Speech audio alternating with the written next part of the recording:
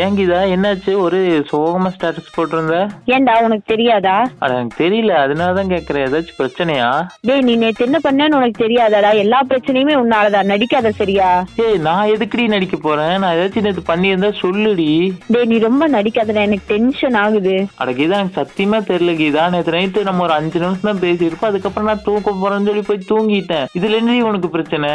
அதுவும் கூட எனக்கு பிரச்சனை இல்லடா. நான் நேத்து போட்ட ஸ்டேட்டஸ என் கான்டாக்ட்ல இருக்கிற அத்தனை பேரும் பார்த்திருக்காங்க உன்னை தவிர. என்ன நீ என்ன வர வர ரொம்ப அவாய்ட் பண்றியா? என்ன பிடிக்கிறது இல்லையா? அதனாலதான் எதுவுமே நீ பாக்குறது இல்லையா? ஏய் நான் நேத்து ஏதோ வேலையில இருந்திருப்பேன், அதனால பார்க்காம இருந்திருப்ப. அதெல்லாம் ஒரு பிரச்சனையாடி? ஆமாண்டா ஆமா. நான் முதல்ல எல்லாம் ஸ்டேட்டஸ் போட்டா என் ஸ்டேட்டஸ முதல் ஆளா நீ தான் பாப்ப. இப்போ உனக்கு ஸ்டேட்டஸ் பாக்குறதுக்கு கூட டைம் இல்லங்கிற. அப்படின்னா நீ என்ன அவாய்ட் பண்ற அதானே? இதா போதும். வாட்ஸ்அப் இப்பவே போய் நான் அன்இன்ஸ்டால் பண்றேன். நீ போனை மட்டும் கட் பண்ணு. நான் அன்இன்ஸ்டால் பண்ணிட்டு கூப்பிடுறேன். ஏய் இப்போ கூட பாத்தியா என் போனை கட்